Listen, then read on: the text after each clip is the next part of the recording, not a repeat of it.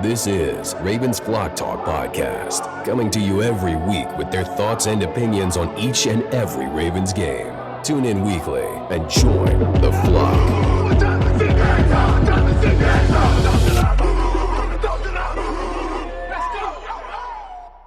This is Ravens Flock Talk. I am your host, Brandon, and I am joined by my dad, who is my other host. Wow, what an exhilarating game, back and forth.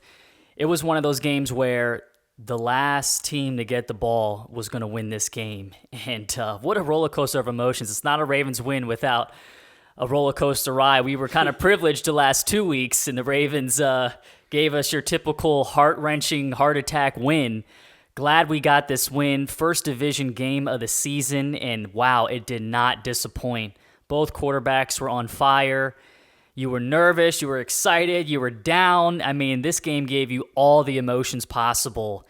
And we somehow, the football gods, we pulled it out some sort of way. And thank the heavens, because we really needed this win. Well, you took the words right out of my mouth, Brandon. Holy moly. I mean, emotions up and down, roller coaster. I thought I was at King's Dominion, man. So, Yeah. I mean, what can you say? It's just... my emotions were running wild. I was happy. I was sad. I was mad. It was just unbelievable going back and forth like that. Yeah. I mean, some good and a lot bad, but you know, in the end, as of they course, say, a win is a win. In the end, you just put a smile on their face. What an ending, too. I mean, it was incredible. It was one of those games where, you know, I had posted my reaction to the missed kick on our Instagram, and somebody said, you know, I had to walk away for a second. It was one of those games where you had to say, like, I need to get some air. Yeah, you know? After a commercial break. It was worse than a nail biter. It was just like, oh my gosh. It was a very fun game. We wouldn't be saying that if we lost. Right. But, I mean, But think about if you're not a fan of the Ravens and you don't have a lot invested. This was a football game that had everything. Yeah. Passing, rushing, field goals, hitting, you know. Fumbles, interceptions. It was just, if you're a football fan, this was I think this is going to go down as one of the best games that the Ravens ever had. Yeah. I mean, they're already saying that Lamar played to likely fumbling the snap, stiff-arming the defender. And then he even directed Likely in the middle of the play, go over towards the middle, threw up a jump ball. And throws a dime to Likely. I mean, just in the right spot, the right height. Amongst traffic. 3 guys are around him. Play of the year. I mean, that's why you have a Lamar Jackson. Yeah. That's why you pay him like that. I mean, isn't it exciting, you know, as a fan in a football team, that this is who I want to be my team because of Lamar. Yeah. It is just so much fun to watch him, Brandon. It's incredible. As you always say, Houdini. And that's, and he was a Houdini. He literally, basically this game, he goes, you know, I'm going to carry this team to a win. Get on my shoulders. Get on my back. And he did it because the offense... You know, the first 2 weeks we were on the offense for letting us down. Not this game. Yeah. It was the defense. And Lamar, man, kept us in it. After Jamar Chase off of a little out route, we can't get off of a block Humphrey and Roquan both miss him. He slips in between. After a tremendous drive by Lamar in the offense, he's got to go back out. We had all the momentum. He's got to go back out on the field and do it again. And he did. Yeah, I'm going to steal your thunder. You told me that Lamar should have had like 4 or 5 more sacks, you know, but keeping the play alive. Yeah, he's keeping the play alive. That's why, you know, I didn't coin him Houdini. Everybody says that. I mean, it's just a given. This guy's incredible when it comes to being elusive, and now he's strong, stiff-arming people. It was pretty impressive. It's amazing how he can stiff arm and he's done that a lot. Yeah. You know, he's done it against teams like Pittsburgh and stuff. So it's amazing how he can do that in the middle of the play while still looking downfield. Yeah. You know? Yep. And it's almost like you just want to throw it away, but you know, he so just has done it so many times, you know? So many times we're saying, run. You know, he looks like he's like just gallops. He's it's just unbelievable how he can switch gears, you know, and you know, just be so elusive and quick. What else can you say about him? Nobody else in the league can do that. Yeah. You know, no other quarterback. You start out 0-2, and You go into Dallas, which is no easy game, must-win season basically on the line. And the way this team has flipped the script through adversity, through a game like this where it tested everything, mental, physical abilities that you have on a team, and to come out and now you're 3-2 and first in the division. I mean, this was a great week. Yeah. Had we lost, right? And you go, oh my God, Cincinnati wins, but Cleveland loses and Pittsburgh. And we had that game, right? Yeah. After Lamar fumbles in overtime, you're going, this is Tyler Huntley all over again in the same building. Yes, we said that exactly at the same time. What a great week for the Ravens. I can't. What can I say to that? I mean, Pittsburgh losing last night was huge. And now walk-off. We're first in the division. I mean, you're feeling good. It was a great win. The players are feeling great now going into next week or this week. Wow. I can just say, the offense, both offenses were unstoppable. Joe Burrow was incredible.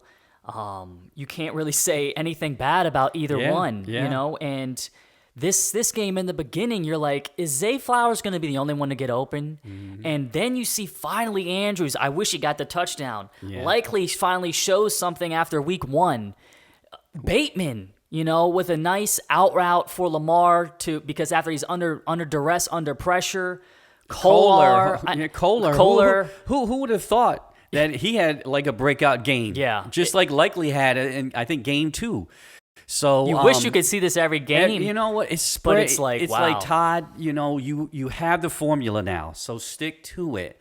Spread the ball around, and I know it depends on the team and the defense of on the other side. However, again, like we're saying almost every week, we have the weapons that we can spread the ball around, the running and the passing game. It's a beautiful thing to have. Utilize it, Todd, like you're using, like you are. And but our defense, wow. You want to talk about that, Brandon? Yeah, really quick, though. I want to hone in on something you just said. It changes week to week. These past 2 weeks, we were run heavy. Mm-hmm. That was the way to win. This was completely different. Mm-hmm. Lamar was going to have to come through you with his arm because some games he only threw like 15 times, right? And our run game, Henry wasn't getting anything this game. And if you take out the last play, I mean, that really boosted his numbers, but we couldn't get anything going on the ground. So for this team to adapt, right, and realize we got to win throwing and execute it. But what I liked about what Henry and what Todd did with him is utilize him like you should.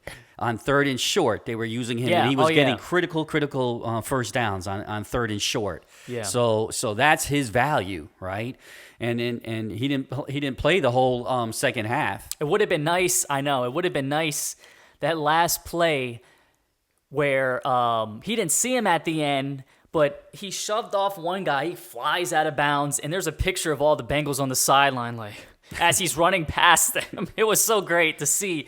Yeah. And I just wish he knew Geno was behind him. It would have been nice, a walk-off touchdown to stiff-arm him and our former Raven. But, I'll take the win. But that would have been like the cherry on top. Yeah.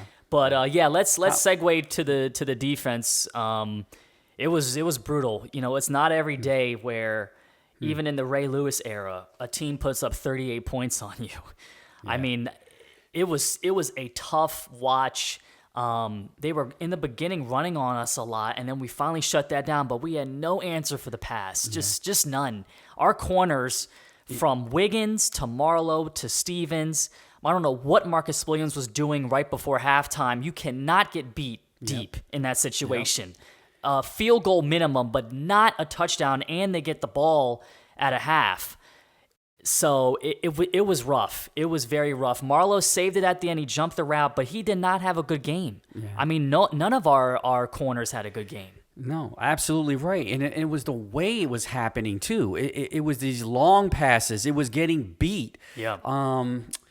It wasn't even short dump-off passes. It was intermediate across the middle, as always. A lot of T. Higgins doing that. And then in the corners, they were getting beat. And you have to. All you needed to do was shut down 2 people, Higgins and Chase, and they just killed us. Yeah. And we had no answer. And Brandon Stevens had no answer. Yeah. So that was a surprise. I always give him his credit. And last year, he was shutting down Jamar, but I mean, they were picking on him this game. They were picking on him, and he was getting beat almost every play, and so I don't even know how to fix that, you know. And Humphrey, the same old Humphrey, you know, he redeems himself with the interception at the end of the game, you know, but to basically, you know, win the game basically. But he was getting beat all day. All day. I mean, and they were picking on him too. I don't know what happened from the last 2 weeks with Buffalo and Dallas to now, because we were on top of, you know, jumping routes. We were on them tight. We were on CeeDee Lamb tight. We were giving Josh Allen problems. So those slant passes, those screen passes were killing us. Almost every time he threw the ball, you just expected a completion. Yeah. And then it was to Chase for the most part. And then T. Higgins was just ripping us apart, you know, down the field. T had 2 touchdowns. Touchdowns. He juked the hell out of Eddie Jackson on one of them. I mean, Eddie was like flat-footed. Yeah. I mean, it was just, and this is the second time this Eddie Jackson got beat for touchdowns in a really bad way. So I don't know what to do with this guy. He quit on the play against Buffalo. He quit on the play, and then he just gets completely used and abused in the red zone against T. Higgins. So I don't know, man. Zach Orr, he's going to have to figure out something, because this Washington team's no joke. I know, and you know, these receivers in the AFC are no joke. Oh yeah. So you know, you better figure out some defense. I don't know what to do, because you can't get anybody anymore. So I mean, we got 3 sacks, but I didn't feel like Joe Burrow was like really under duress a lot. You know, I didn't feel like he had to go out of the pocket and create something, because he's not a scrambler. Yeah. So that's gonna really help our secondary, guys like Van Noy and Matabike and Owe, Ajabo, you know, making the quarterback uncomfortable, because we can't win like this again. It's going to be extremely difficult. And that's what I was saying the whole game, Brandon, is that they were allowing Burrow to step up in the pocket, and we were collapsing on the outside, and nobody was in the middle. And then we were blitzing so much with Kyle and Roquan. Roquan blitzed more than I've seen him in a long time blitzing. So where's the middle, you know? And sometimes both of them blitzed, Hamilton and Roquan. So now I'm wondering, you know.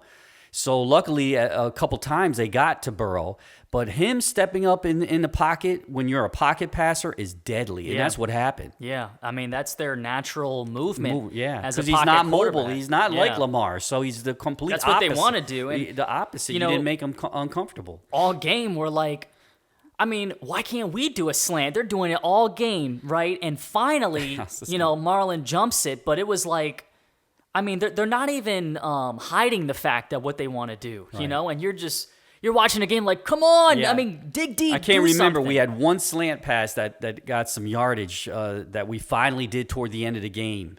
But in the beginning, man, I mean, the slants and the screens. And, you know, Ravens can't do a screen to save our life. I don't know what it is. We can't defend a screen, and we can't do a screen. Yeah. So, hey, but that defense that's got to be corrected. That's especially with Jaden Daniels next week. You know, I'm glad it's a home game, but you know, it's completely different because he is just as fast. I don't think he's faster than Lamar, but he's just as mobile. I watched some highlights of him after the game, and man, he was just throwing dimes. Man, he was looking really good. Even though he's a rookie, right? He's gaining confidence. You know, he's gaining confidence, and it's scary. You know, you're playing a team now that's clicking, that's getting hot, right? And just like us, their morale is good. So that pressure is gonna, you know, for a rookie quarterback, that's the answer. Anybody, anybody, even Patrick Mahomes tonight. You put pressure on him, and any quarterback, you know? and that's what I was saying with Burrow. I mean, I know we got 3 sacks, but. It just seemed like 1, 2, 3, boom, the ball was out, and some guy was wide open, nobody in the vicinity. Right. One thing I also want to say is, you know, a lot of Ravens fans, I was disappointed. We're talking so much crap about Tucker missing these kicks, right? Mm-hmm. And that kick to save the game, I mean, it kind of corkscrewed in there. First you're like, oh my God, and then it went back in. He needed that. And that's why you stick with a guy who's done it before, right? Give him time, and that was the kick he needed. Well, that was the kick we all needed for the score, you know. But besides that, from a confidence standpoint, is what I'm saying. Yeah. Because that was the kick before the winning kick, you know, before the winning kick. But What a tough, you tough situation. You're away. They're screaming. I mean, that is not an easy. No, kick. it's not. And that plus 50-plus field goal, like you just said, it corkscrewed in there. It was like, Yeah. but it went right through the middle at the end. So kickers, man, it's all a lot of it is mental. Look at what Cincinnati's kicker. I mean, well, it wasn't really his fault too much, a botched snap. But still, these kickers are temperamental, and I really don't want anybody talking about Tucker because he has saved us time and time again. So Ravens fans, ease up, you know? Yeah, it after Lamar I mean, what can you fumbled- expect from a kicker? He's not a robot. After Lamar fumbled, you're like, oh my God, we deserve this win. And it's just a sad thing that the overtime rules are so jacked up, it comes down to a coin toss, right? And if the first team scores, game over. Yeah. Both teams should get the ball no matter what. We got lucky on that. We did, and that's why I'm like, oh my God, they don't deserve this, and Cincinnati fans will probably say that they deserve it, and they should say that. They're fans, but the way we were just moving on offense, I wanted this win so bad for Lamar and for this team.